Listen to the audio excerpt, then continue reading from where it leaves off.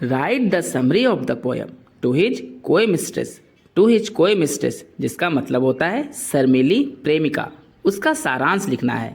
ये दोस्तों एक मेटाफिजिकल पोएम है जो एंड्रे मार्वेल के द्वारा लिखा गया है। तो चलिए आंसर को डिस्कस करते हैं। To his coy mistress is a very good and famous metaphysical poem written by the great poet Andrew Marvell. To his coy mistress एक बहुत ही अच्छा और प्रसिद्ध मेटाफिजिकल पोएम है जो लिखा गया है महान पोएट एंड्रे मार्वेल के द्वारा। हु वॉज बॉर्न ऑन 31 मार्च 1621, जिनका जन्म 31 मार्च 1621 ईस्वी में हुआ था, एंड डाइड ऑन 16 अगस्त 1678, और इनकी मौत 16 अगस्त 1678 ईस्वी में हो गई थी। He was not only great writer but also a great politician. Andrew marvel केवल एक महान राइटर ही नहीं थे बल्कि एक महान राजनीतिज्ञ भी थे। He wrote many great books in his life such as the garden, to his coy mistress, love poems, the complete poems etcetera. उन्होंने यानी एंड्रू मार्वेल ने अपने जीवन में बहुत सारे महान पुस्तकें लिखी, जैसे the garden, to his coy mistress, love poems, the complete poems etcetera, मतलब और भी बहुत सारी पुस्तकें उन्होंने लिखी थी। दोस्तों ये पहला पैराग्राफ आपका कंप्लीट होता है कवि के परिचय से। अब हम लोग पैराग्राफ को चेंज कर देंगे।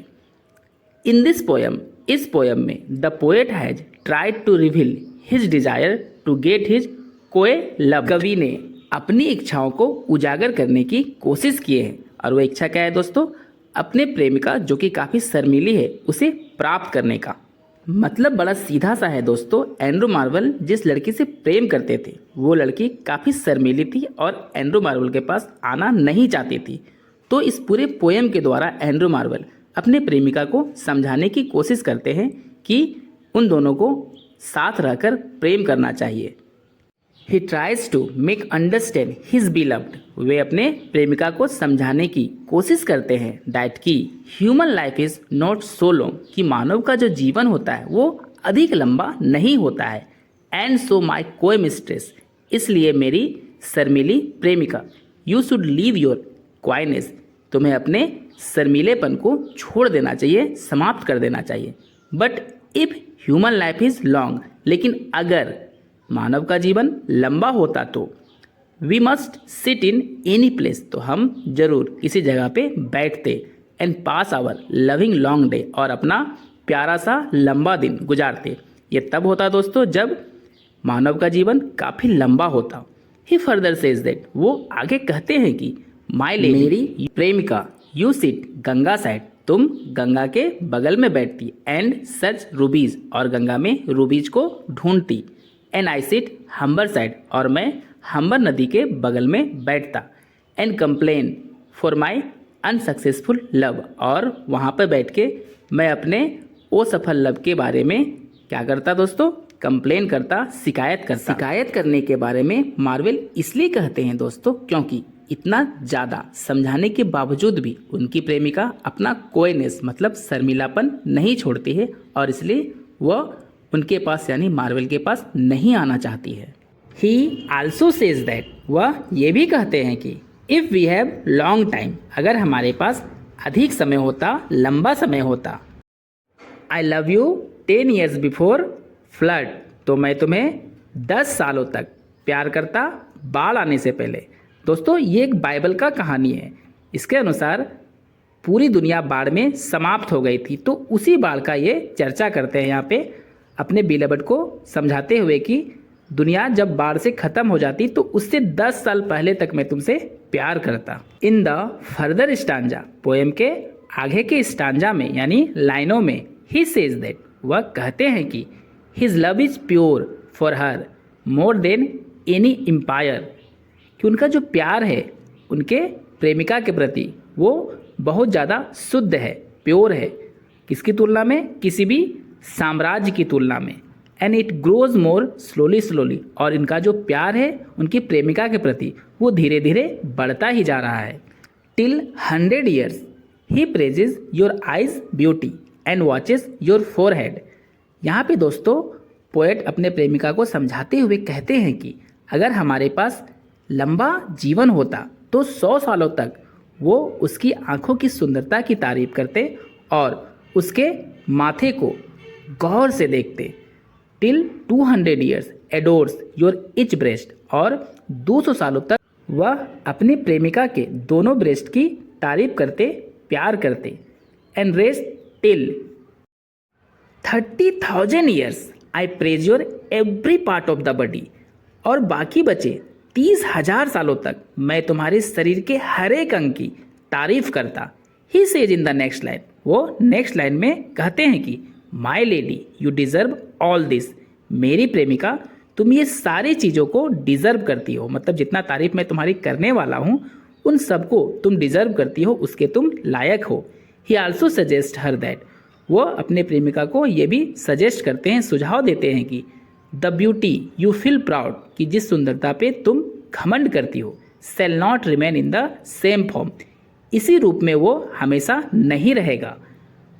When you will die, जब तुम मर जाओगी, in the grave you will not listen to my song as well as your virginity will be finished by worms, कि कब्र में, यानी जब तुम मर जाओगी और जब तुम कब्र में रहोगी तो जो मैं तुम्हें गाना गाकर सुना रहा हूँ तुम उसे सुन नहीं पाओगी, और साथ ही साथ तुम्हारी जो वर्जिनिटी है जिसे तुम अभी तक बचा के रखी हो उसे कीड़े मकोड़े खाकर ख़त्म कर देंगे। विच यू स्केप, मतलब जिस वर्जिनिटी को तुमने अभी तक बचा के रखा है, संभाल के रखा है, उसे कीड़े मकोड़े खा जाएंगे कब्र के अंदर। All your parts of body become dust on which you feel proud, तुम्हें शरीर के जिन भागों पर, यानी जिन शरीर के भागों पे तुम्हें इतना ज़्यादा घमंड है वे सभी धूल बन जाएंगे जब तुम्हारी मौत हो जाएगी। With it my all lust will change into ashes, और इसके साथ साथ मतलब जब तुम्हारा ये सुंदर शरीर धूल बन जाएगा तो तुम्हारे शरीर के साथ साथ जो मेरी इच्छाएं हैं तुम्हें पाने की वे भी राख बन जाएगी। मतलब बड़ा सीधा सा है दोस्तों। ये सारी बातें कहकर पोएट केवल और केवल अपनी प्रेमिका को ये समझाने की कोशिश करते हैं कि वह उनके साथ प्यार करे और लव मेकिंग करे। इन द ग्रेव, कब्र के अंदर, nobody can hug their beloved, कोई भी प्रेमी प्रेमिका एक दूसरे को गले से नहीं लगा सकते हैं। आल्दो, हालांकि, it is a fine and private place, कब्र जो होता है एक सुंदर और प्राइवेट प्लेस होता है, लेकिन इसके बावजूद भी कोई भी प्रेमी प्रेमिका एक दूसरे को प्यार नहीं कर सकते हैं। बाय सेइंग ऑल दिस, ये सभी बातें कहकर ही tries to make her understand, वह अपने प्रेमिका को समझाने की कोशिश करते हैं दैट की now it is your youthful day, अभी तुम्हारा यूथफुल डे है, मतलब अभी तुम्हारा जवानी और यौवन का समय है। एंड यू आर ब्यूटीफुल, और तुम अभी सुंदर हो। सो एक्सेप्ट मी, इसलिए तुम मुझे स्वीकार करो। एंड कंप्लीट माई डिजायर, और मेरी इच्छाओं को पूरी करो, क्योंकि जब समय आएगा तो हम लोग मर जाएंगे, और इसलिए यही तो समय है प्यार करने का मरने से पहले। He also tells her that, वह उसे यानी अपने प्रेमिका को यह भी कहते हैं कि we should connect our body like a ball, कि हमें अपने शरीर को इस तरह कनेक्ट, इस तरह जोड़ देना चाहिए कि एक बॉल के समान ये हो जाए। मतलब शरीर को वो बॉल के समान बनाना चाहते हैं अपने प्रेमिका और अपने शरीर को कनेक्ट करके। एंड देन, और तब, we can face and defeat time, और तभी तो हम लोग समय का सामना कर सकते हैं और समय को हरा सकते हैं। यहाँ समय का मतलब दोस्तों मौत से है। दोस्तों आपको लास्ट पैराग्राफ चेंज कर लेना है फिर से। इन द कंक्लूजन, संक्षेप में, वी सी दैट, हम देखते हैं कि रियली, सच में, Andrew marvel is a true metaphysical poet. Andrew marvel जो है वे सच्चे मेटाफिजिकल पोएट है। मेटाफिजिकल पोएट का मतलब होता है दोस्तों वैसा पोएट जो अपनी पोएम में ऐसी ऐसी बातें करता है जो अननेचुरल हो और अनरियल हो। His love poem is very vivid, उनका जो प्रेम पे आधारित कविता होता है वो बहुत स्पष्ट होता है। And he never feels shy to express his desire to his beloved, और पोएट के मन में जो भी इच्छाएं होती है वह कभी भी शर्म महसूस नहीं करते हैं उन इच्छाओं को अपने प्रेमिका को बताने में। दोस्तों नोट्स कैसा लगा कमेंट करके अपनी राय जरूर बताएं, और ऐसे ही वीडियो के लिए लाइक शेयर सब्सक्राइब करना तो बनता है।